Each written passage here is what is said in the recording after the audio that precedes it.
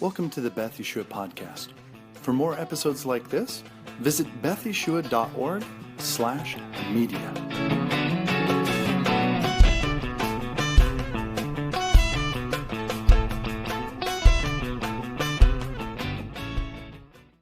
Hi, everybody. Welcome back to the Beth Yeshua podcast. I'm one of your hosts, Josh Rubenstein, and I'm here with my mom. Hi, Mom. Hey, Josh. So great to be here today. All right. So we have an interesting episode today. Our home was attacked over the weekend, late at night, Sunday night, and we're going to talk about that. We're going to talk about the kind of weird, subtle anti-Semitism / weird escalating hate crimes that are going on against our family specifically. But first, a special announcement from Sherry Rubenstein. She wants you guys to know something. Before we go into that, just if you guys are interested, hey, and you want to see us, go to Spotify or YouTube. That's where you can watch the podcast in all of its glory. I don't know that we're that interesting to watch. I don't know. It's a bad hair day. No. It's better for you to just listen. But towards listening, there have been some sounds, and we want to just clear the record right now. Go for it, Bubby. I am not aware, but I am constantly like smacking my lips.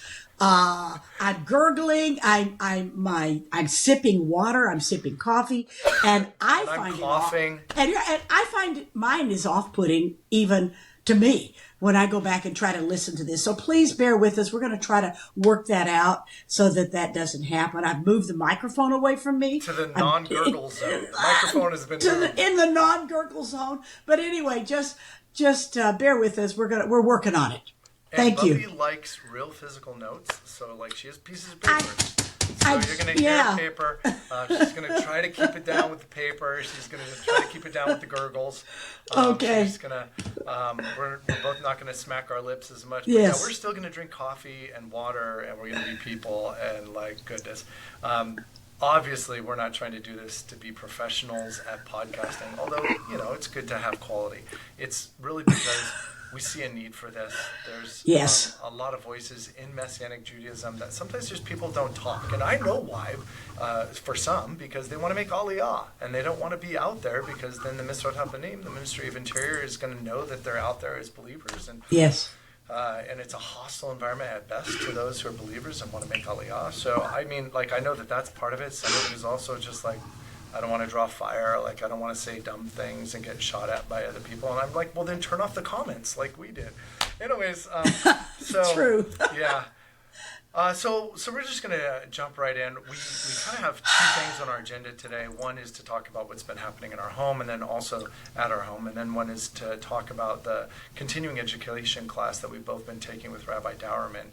And we've been to 2 of the Sunday teachings so far. And I found some really interesting stuff, mostly in the way philosophically he's viewing the world of Messianic Judaism. He's approaching it. And I was listening to an interview with Dr. Silverman, I think, who did the documentary on Messianic Jewish worship leaders and worship music. And I was listening to that interview, and he actually, they had clips of Dowerman, and they were talking about Dowerman as one of the pioneers, and the need for music that represented and fit the Jewish ethos within Messianic congregations that was uniquely ours, not exactly just singing prayers from the Siddur, and not exactly now let's all sing hymns like Christian hymns. Anyway, so Dowerman sees the world of Messianic Judaism, especially increasingly as he's come into his elder years, I should say.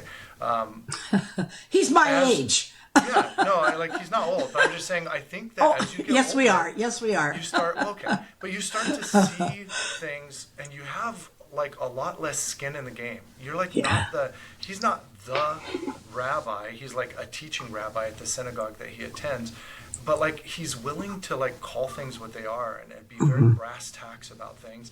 And that's a part of what really grabs me. I don't know, I feel that's the Israeli part of me.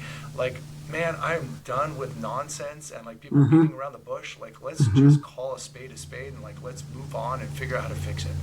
So, I do want to talk about that. Maybe that'll be like a podcast in the next couple of weeks as we finish up his class.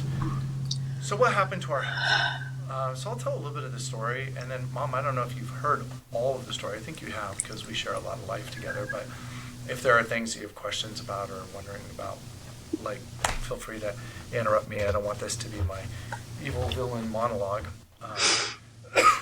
Goodness, there's my cough. And I sniffed my nose. I still have lung damage from almost dying from COVID, by the way. That's part of my story. I don't know if I've told that before. And so I get this weird asthmatic sort of cough thing. And in the mornings, like, I almost, like, cough up my lungs. So, several weeks ago, as many of you probably did as well, we put up Israeli flags in our lawn in solidarity. This was actually before the hostages deal was made. This is before, like, the ceasefire agreement had happened, and we put up like one of the small Israeli flags that kind of pokes into the ground on a wooden stake. Our home, like, at the very front, we have like a large American flag. We have some other American flags in the potted plants there, and so we added an Israeli flag there. For weeks, it went, like, unnoticed, I guess. Like, we just, this life is normal. We were just expressing solidarity for our Jewish people. And then part of it was, like, also a celebration of the hostages finally coming home, although many of them came home in body bags and tortured and emaciated, like the Holocaust all over again. And we were just grateful that they were home. And I do think that it was a early Monday morning, maybe 2 weeks ago, maybe just a week ago, where I went outside to work out. I get up really early in the morning to work out. I was out there around like 4:30 in the morning, and our Israeli flag was over on our lawn, like, and that wasn't in the pot anymore. And I was like, "What is this?" It was not that windy, so I went over, and very clearly, like, the wood had been snapped. And, like, they'd tried to, like, kind of pull at it and rip it, and then they'd stomp it, like, into our wet lawn, and so it was kind of mushed up. And then they'd walked a little further down past the neighbor's house and dropped the sticks that they had broken off of this flag. So, in typical Rubenstein fashion, that made us put out more flags. We're like, cool. In fact, I helped you. I had more flags, and I went over and actually put them in your flower bed. How many? About 8 of them or so. We had 3 more. And you had 3 more, right? We put those out, and then, I think you put out, like, maybe 10 or something. So whatever I had, I put out. It just equally distanced across your front of your house. There's just now a line of Israeli flags right across the kind of, like, planted area up at the front of our home. It just felt like it was like such a statement for someone to do that we had to have a statement back saying, we're not going anywhere. Right, we're not afraid. You don't we're not intimidate afraid. us. Like, we're still supporting Israel. We're not Yes. gonna hide it. Yes. Also, having been bullied as a kid, I know that when you do what the bullies want, they don't leave you alone. That makes you you're an easier target. You're a mark then from then on. Because when you do what the bullies want you to do, they're like, oh, I can make Josh do what I want him to do. That's right. And they come back, and it's worse usually. So, put a ton of flags out. Fast forward to this Sunday evening for us. It was like midnight, 12:15, 12:13, actually, according to the Ring camera that our neighbors had across the street. A group of 7 or 8 young men, all wearing hoodies, trying to conceal their faces, came up to our home with, like, this massive carton of eggs. I mean, that's a financial investment, man, but a big stack of eggs. They egged our home probably for several minutes because it took me hours to clean it yesterday. It was a phenomenal amount of eggs, like, all over the front of our house. They went right up to our home. They ripped all the Israeli flags out, except for, I think, 3 of them. Maybe they got a little bit spooked. I don't know. And many of them, like, we don't even know where they are. They took maybe as little trophies. We think maybe there were 7 or 8 that are missing, so maybe they took them as little trophies. I could see in this day of TikTok, like, kids who are kind of radicalized in this way, making a show of it, burning the Israeli flag, that sort of stuff completely exists out there if you guys are unaware of it. So, and then as the pièce de résistance, and this is actually what woke us up, one of them steps forward. You can see it on the ring footage, and he's got this big tube in his hand, and he aims it at our house and shoots this massive firework out. So this was when we woke up. It sounded like an explosion outside. It sounded like maybe one of the cars blew up, but then it also did sound like a firework. So the night before, some people had been shooting off illegal fireworks. Man, I don't know. Northern California is crazy, whatever. But my immediate response was, oh, those darn teenagers, and like rolled back over in bed. And that was when Eitan and Lev knocked on our door, came in. Mom, Dad, people just like attacked the front of our house. And we were like, what? And so that was when like I ran outside, and yeah, sure enough, there was egg all over the place. They had shot egg cartons fireworks. too. They'd left the Egg cartons. too. Yeah, yes. like there was just like a cloud of smoke from this massive firework that went off and rattled our windows. There were several Israeli flags out in the street with like egg thrown on them, super purposeful, obviously hatred of us for our identity as Jews, or maybe they think that we're Israelis, or maybe they think that we're just supporters of Israel. I don't know. Who knows what they think, but obviously hatred. And so we called the police. We called the non-emergency number because my son Eitan had seen from his window, like as soon as he was up like doing late night work. He codes custom websites and stuff, so he's working on it late at night. And there was something that kind of alerted him. Maybe it was something in the spirit, but like I think he might have heard the eggs hitting the house. And so like he went over to the window and saw the moment when the dude walked forward and shot this massive firework. And then he said that they all took off and just sprinted away, went around the corner. He was going to sprint after them, but he was like, Mom and Dad are still in bed. Why are they not up? And that was because I thought it was just, kids, maybe not even near our house. We've had fireworks go off near our house that were like not directed at us. So we were just like, maybe this is just that.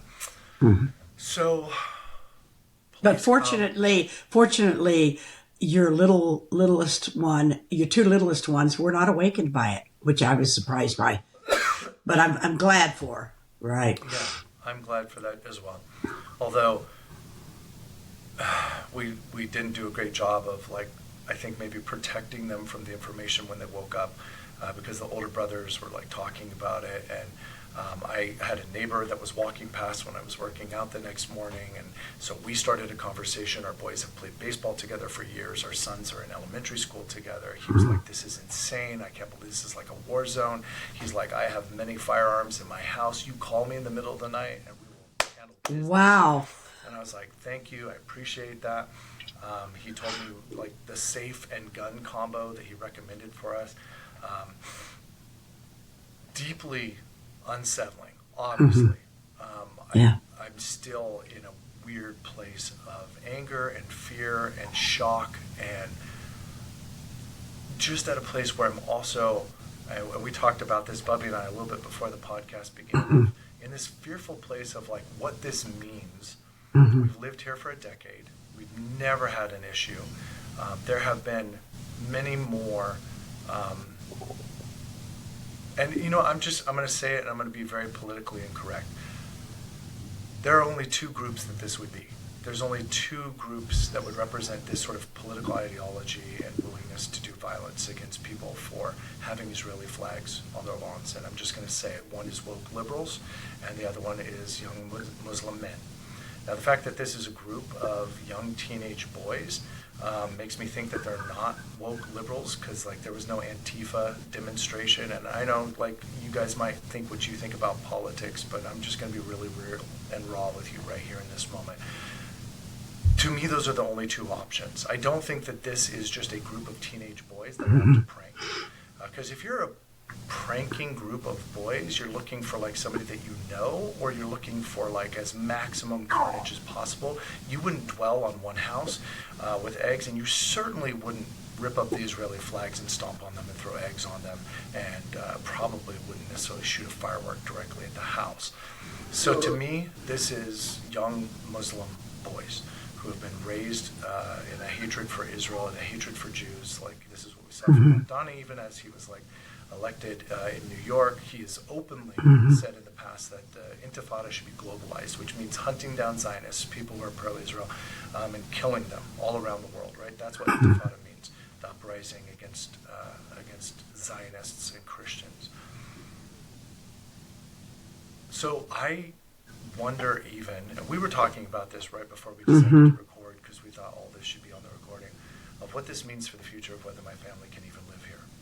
So we've put up cameras, and rapidly. So yesterday was half me researching the best ways to have my own security cameras that are high quality, that are motion tracking, where the data is kept internally and I don't have to wait for some server and I don't have to pay monthly fees. And by the way, I'm not sponsored at all, but Eufy, EUFY, love it. Installed them in one day, got them from the Best Buys near us, put up a couple of their 4K, like multiple 4K cameras, and a home base that has a 2 terabyte drive. All the data is ours. Love it. Great. But even that would potentially, catch people after the act, unless we want to be awoken by notifications all night, every night, which to me is terrorism. Like, that's you waking up all night, every night in fear because you don't know what's going to happen next. My wife wants the flags down. She's like, I don't want to be a target anymore. I had a conversation with her last night about, we already are. They know where we live. We weren't like at a park or something with Israeli flags out, so they don't know where we live. They know exactly where our home is, and they're going to be, for sure, going by our home, scouting it out, seeing if we took down the Israeli flags. And when you give in to bullies, when you give in to terrorism, when you give in to people that are trying to cow you with fear, they will bring more. They won't bring less, and it'll become more brazen. That's my opinion. Like, I'm no criminal psychologist, Dr. Jeffries. What is his last name? Seif. Back and forth. Seif. I know. I've always mispronounced it. He would be the master criminologist that could tell us what to do as far as like a proper response psychologically. But in my opinion, you give in, you get more. And that's what I experienced when I was bullied as a child. You do what they ask you to do, you get more. You get more abuse, you get more control. There's a masochistic, like destructive hatred that becomes manifest in those relationships. So I don't know what this means actually for the actual future of my family in this neighborhood. I don't know what the next escalation is. I don't know what they will do or not do. The police came. It is a hate crime. We're willing to prosecute. We have an FBI field office that's very near us. They look into things actively that are hate crimes. But man, the detectives were maybe supposed to come by yesterday, and they didn't. They didn't come by. I had a bunch of conversations with neighbors. The neighbors were horrified. The explosion woke them up. They couldn't believe that this is actually happening. And yet, if we continue to be a target for violence by this group, can we even live here anymore? Well, and your neighbors, they are targets now too. I mean, they're in the field of vision, so to speak. So I think they have to decide what that means to them. One of the thoughts I had was, like in Denmark, where King Christian the 10th, when the Stars of David were being required of all Jews to wear, that he just mandated that everybody wear them. And I thought, well, maybe everybody needs to put an Israeli flag on their lawn, to stand in solidarity. But the reality is your neighbors may be afraid of the fact that you're there for them, for themselves, for their families, for their kids, and legitimately so. It might be easier for them, like if we were to move, rather than like to express solidarity. It takes a certain strength and character. Absolutely. To say, I hate this behavior and I'm going to stand, so that people know as a show of force that this will not be tolerated. Now, there are some neighbors that I think they'd be down, that they were absolutely so horrified that they would put up Israeli flags, but that would be a heavy conversation in their home. Absolutely. Look how heavy it was in your home, even. Yeah. Yeah, and I mean, last night we did not take the flags down. I took I already had the day off from my teaching job, which was great because it took me like actually 5 or 6 hours to power wash the entire front of our house, and egg does not come off very well, and even now there's still some egg out there, and so like if I was really going after it, I'd have to get like a special ladder to the whole house. I'd have to get out there and power wash it so hard that paint would be damaged. I'd have to repaint, and they could just come back next Sunday and they could do the exact same thing. That's interesting. It happened on Sunday. You said some things about your neighborhood, some of the things that have been happening in the park by you. Yeah, what's with like that? A large Somali Afghani refugee population that has come in. On Sunday nights in particular, the whole Arab community just kind of gathers at our local park. And this is a really new thing. It's been happening just for like 3 months or so. And large groups, so like, 50 to 100. Clearly Arab and Muslim people out there. The neighborhood is kind of like dealing with that, like part of it is like, well, what's going on? Because none of our neighbors are Arab or Muslim. So like, where are they coming from exactly? There are some apartment complexes that have been put up like in new construction, and those are primarily Arab and Muslim, I've noticed. Like a lot of, you go to the parks near there, and it's very similar. And I know all of this makes me sound like an absolute racist and a terrible person to people that are listening, and I get it. But like, this is real. Muslim people, many of them, do not, and especially post-October 7th, they do not have any tolerance for people putting up Israeli flags. They do not have any tolerance for people that are openly Jewish. And the globalize the Intifada is not a cute slogan that people are saying on college campuses. It is real. People want to globalize the Intifada. They actually want to attack and terrorize and intimidate Jews. So, man, part of me is like holding my breath for next Sunday night. I'm even out of town this week. I'm taking a bunch of students on a field trip to a national convention. I'm concerned about that. I did put up these cameras. They are very sophisticated, but like a lot of it is like analyzing data after the fact. We have friends that are actually on our local police force. I might be able to, one of them for sure is going to come by in the evenings, and he's going to keep swinging by after his shift. He actually patrols our neighborhood as well. And so during his normal patrolling hours, he's going to come through too. But all of this is just like, well, man, what do we do with this? What do we do with if they come back next week and they egg our home and don't shoot a firework? Okay, well then now I've got to take a day off work again, and I've got to spend hours cleaning my home, because otherwise it'll bake in, and like my home still, the front of my home smells like egg. Right, so it'd be so easy with just persistent, aggravated, and this seems so like lowercase hate crime, right? It doesn't seem like a big deal. Like they didn't threaten our lives. They didn't come with knives or machetes. Like this is like so, but like this is the kind of antagonism which to me feels very terroristic, which is something that could just make life so unlivable for us in this place that we have called home, that we would have to move, and then we'd have to decide at that new home, do we put up our Israeli flags? Do we put up our Israeli flags and make ourselves a target again? And I can't believe that we're living in this world. I can't believe that this is real. Honestly, there's a big part of me that is just gobsmacked.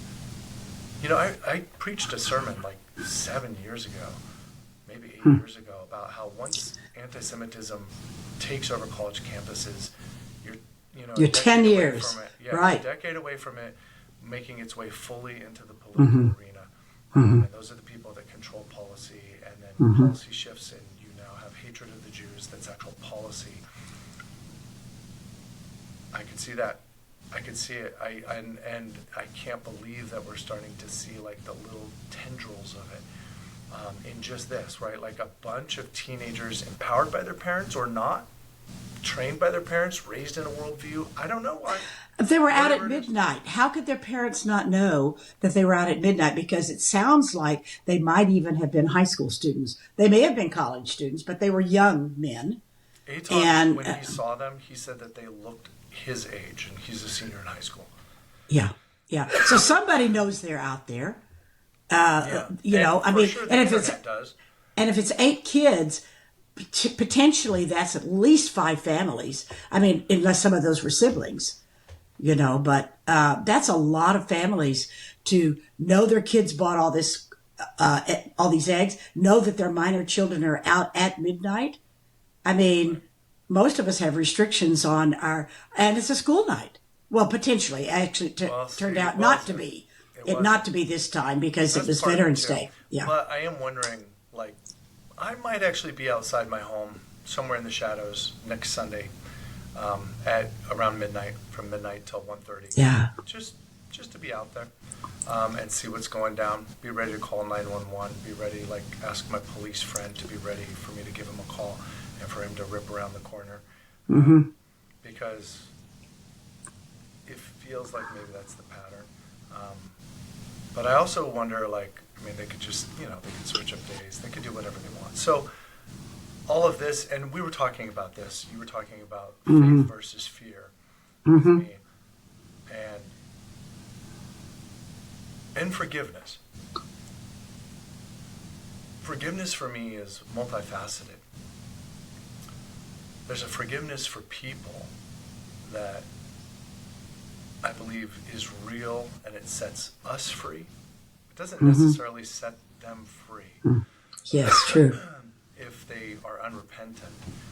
Although, as you've spoken to me about since I was a child, it does often set God free to move in their lives and to do things because I have now relinquished my anger and my desire for vengeance. I haven't, by the way, in this situation.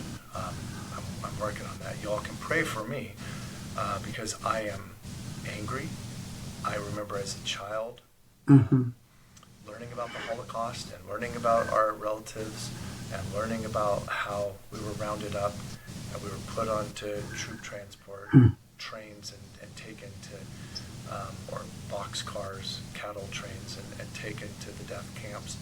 And I remember thinking when I was young, well, they would have to kill me because I'm going to take as many of them out as possible. They're not going to get me on one of those trains. Things were different, obviously, back then. Like, there was this unbelieving and this unknowing within the Jewish community. Like, that can't be real. That can't be happening. But our eyes are wide open. And it's like this too will pass, you know, because it had happened so many times for the Jewish people in so many countries, not to that far extreme as the Holocaust, but they've been chased out of so many countries that they thought, okay, I mean, and there was some resistance, obviously, but not massive resistance during that time. Yeah. And so part of me ever since then has been like, I will not give in.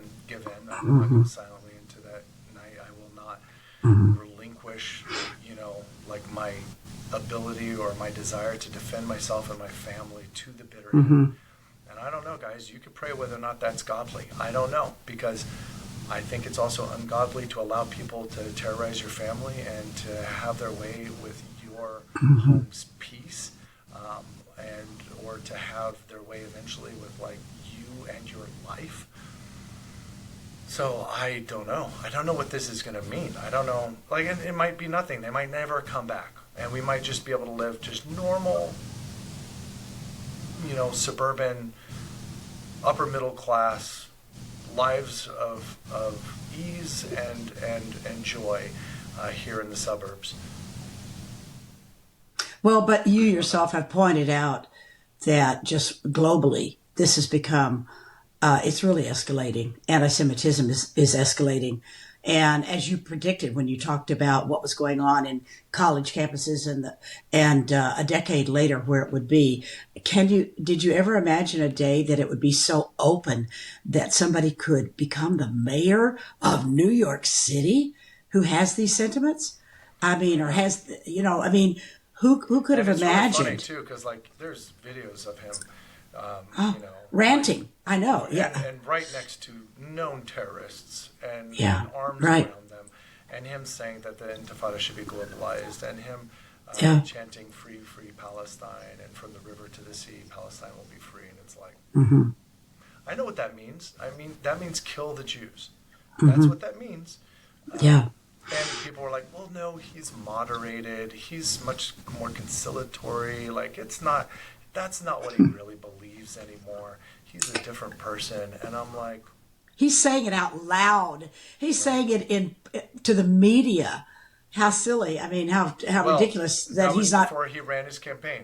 His tone shifted. shifted. When he Yeah. ran his campaign. Yeah. But his tone also shifted after he became mayor.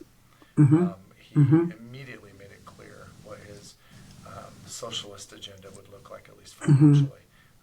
There's remains to be seen what kind of fallout it'll mean for the many Jewish I know. people that live in New York. I don't even know what that's going to look like for them either.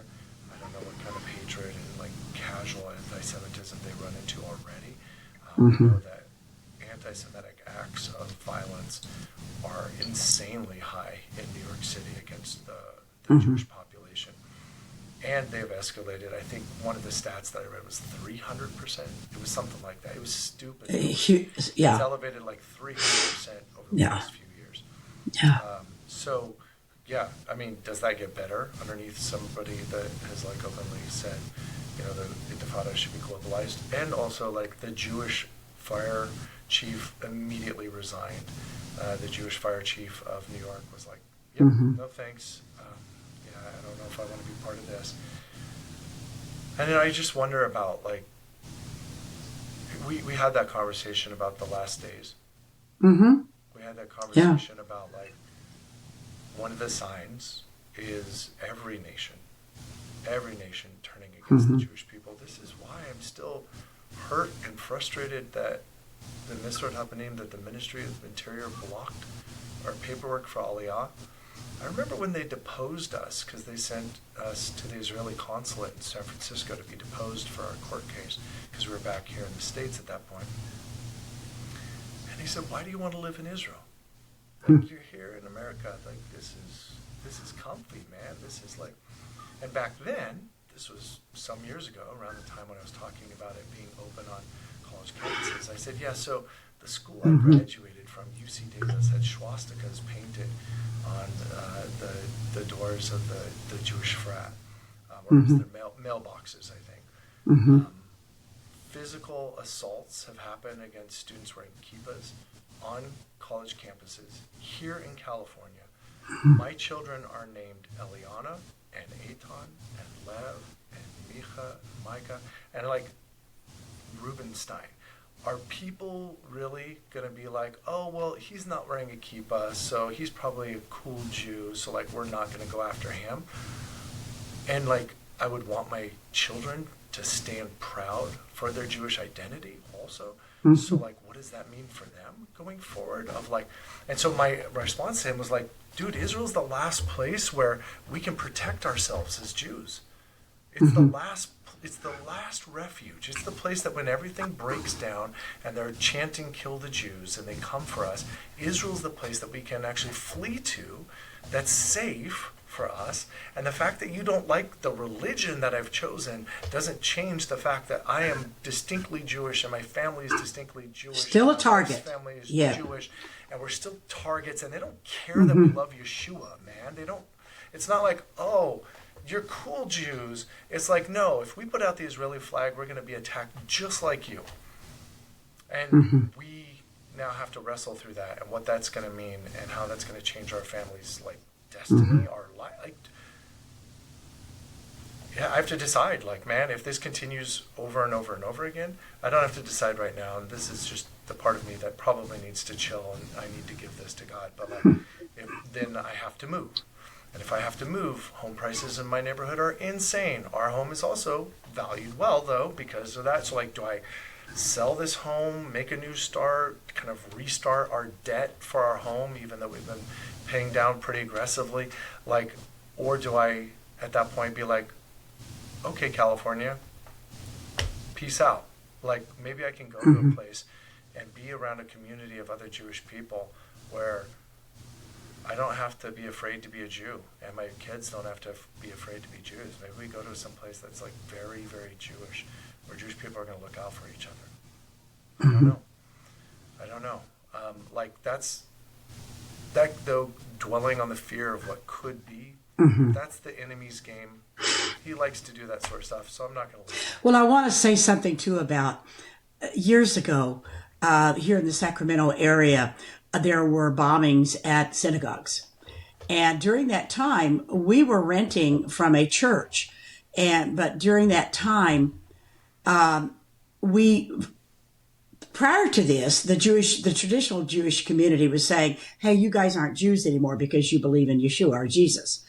And then at that time, they actually contacted us and said, one of the major congregations, and said, "Can we help patrol where you meet?" And so adversity made them understand that the Jewishness is the bigger factor. As you say, it should not matter. They don't care if you're an atheist and you can still be Jewish and still return to the land. And that's a belief system. So, but they just have this thing about that you can't believe in Jesus or Yeshua and get to return to the land. You're a threat. You're a threat. You're going to talk to other people. And in fact, they ask you, what is your purpose? Jewish people should fall in love with their Jewish Messiah. I know. Wow. And I get it. I know that's a way oversimplification. I know the history. I know. I understand why people are distrustful of Jesus.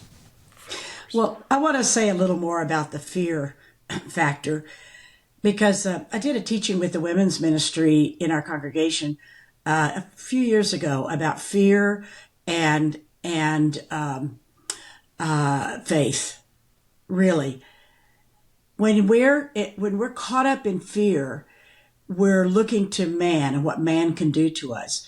And when we're full of faith, we're saying they may still do the same things to us, but our heads are in a different place about it. Our hearts are in a different place because we believe God. And frankly, I believe in angels. I believe God can protect. And frankly, you don't know why that mortar that was aimed at your house did not hit your house. I feel like God gave you an iron dome. But we may never know what that is. But the point is, this is an opportunity to build our faith. And because we're in God's hands for when it's time for us to go, whatever that's going to look like. And as you say, to cower and we've got to stand up because we don't know how intense things will get. But scripturally, when we look at it, it could be very, very, very, very bad, eventually and increasingly so, as we can see. So the most important thing is this is not our home. Our home is with God, our God of Abraham, Isaac, and Jacob, with our Yeshua, our Messiah. That's where home is. And our faith in him, to me, that mobilizes all of his troops to stand around us. So I remember that story that I heard years ago that was a true story of missionaries who had gone to Africa and were dealing with this tribe and trying to bring them all to believe in Jesus. And the witch doctor there was very offended at this. And so he decided they were going to go attack this missionary's family. So they go to the house and the family saw them come up, and then suddenly they dissipated. They all ran away and they didn't know what happened. Years later, that witch doctor came to believe that Jesus is who he said he is, the Son of God. And he encountered that missionary, and the missionary said, "What happened that night? Where did you go? And why did you go?" He said, "You had an army around your house. What do you mean? There were giants. It was all around your house." Wow. So to me, that's the faith that God will raise up his standard in the face of all that comes our way. Whether you stay, whether you move, he's going to raise up his standard for you. And he will give you wisdom. He will give you discerning to know what it is that you're supposed to do, but not out of fear, out of faith that God has a plan for you. And he knows if he wants you to stay there or not. So anyway, just wanted to get my plug in. No, that's really good. And it does help reorient me. I mean, I'm 81 years old. I've had so many things happen in my life Right. that I've given into fear many times, and the times that I've had faith that God has it are the times that have shown fruit. I think of each one of these as like stepping stones of faith, right? I can have faith for the thing that in the past I've seen the deliverance of God. I can have faith for the things that maybe feel kind of far off, and then it's harder once it like hits home, or maybe goes to a different level, right? It's harder for me to say, okay, God, and there's like that active surrender in the midst of it, especially since I'm kind of like a type A, like let's fix problems sort of person. Let's get things. I tend to be too. I get it. And there's a surrender that has to happen, that has to occur, like at the heart level. And part of it is also that weird wrestling with eternity, and it's like, man, I don't want to wrestle with eternity yet. Like, this has been really comfortable.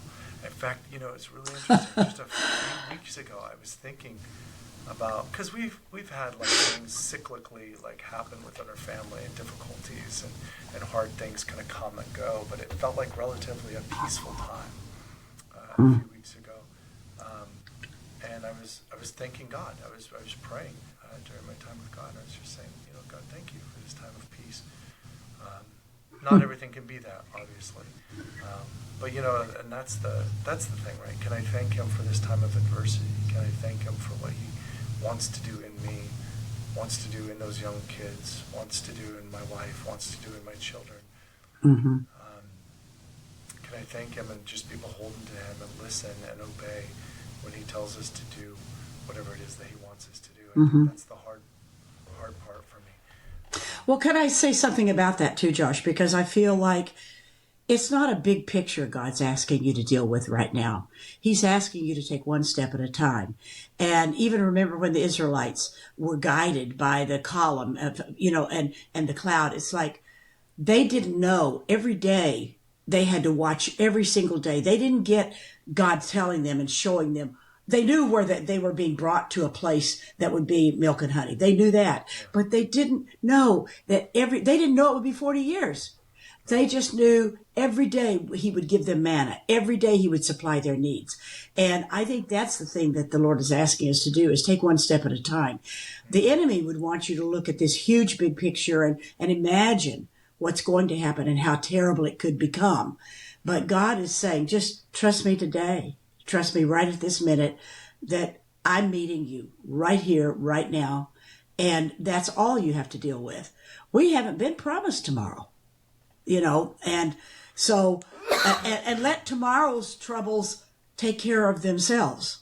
And let's deal with just today what will set my heart at peace and give me the strength that I need to even make the decision about how to go. And I heard what you said about the young men. Bless their hearts. That I said this in the last podcast. The influencers who have grabbed the hearts and minds of our children, especially those that are still young enough that it's like they're passionate and they want to be passionate about something. And so they feed them this hate. And hate is very strong. I mean, sometimes hate seems stronger than love, but they have captured our youth. And to me, that we're both educators. I was a teacher for 40 years. I cringe at what they've exposed our kids and their young minds to, the causes that they're giving them that make them seem like they're holy causes, but they are not holy causes, because there is real truth. There is ultimate truth. There is universal truth. And that is that God is who He said He is. And so our kids need to get a hold of that. And I'm so appalled at what young minds can be compelled to do. I can envision that someday a kid's going to knock on your door and say, I was one of those kids. And I heard that you actually prayed for me. How did you do that? I can envision that. Well, from your lips to God's ears. Amen. Because God cares for every single human being, and we care for every human being. God just told us, love him with all our heart, strength, mind, and soul, and love our neighbor as ourselves. The whole gospel, the whole Tanakh, the Older Testament, everything, that's the bottom line. Yeah. That's good. Well, thank you, Bubby. That's a great conversation. That's a great way to end it. I'd love for us to have a conversation in about 2 weeks of maybe once we're finished up with that class here in November that we're taking. Hey, for those interested, I believe it's through the MJTI, right? Is this through MJTI? Yes, it is. Both Dauerman, Rabbi Dauerman and Rabbi Paul Saul have been teaching these. And as far as I know, I don't know if they're planning one for December, but this one runs all through November, every Sunday afternoon in November. So people could still check it out. We had a couple people add late and join us last week, even though they hadn't been there the first week. But yeah, we're going to wrap it up. As always, if you want to check us out, we're bethyeshua.org. We do sometimes have people that want to come visit our community. We are in California, just so you know. We are not in any other place, so we get people from emails from all over the United States. We are in California, Northern California, by the way. So if you want to come check us out, look at bethyeshua.org and send us an email. You also can take a look on YouTube, on Spotify. Do a search for Beth Yeshua SAC, SAC for Sacramento. That's where we're at. And thank you, Bubby. Great conversation. Thank you. Appreciate it. Great. All right, bye, everybody.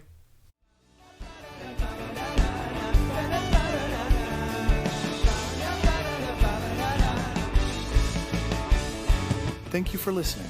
If you enjoyed this podcast, you can always visit bethyeshua.org for more.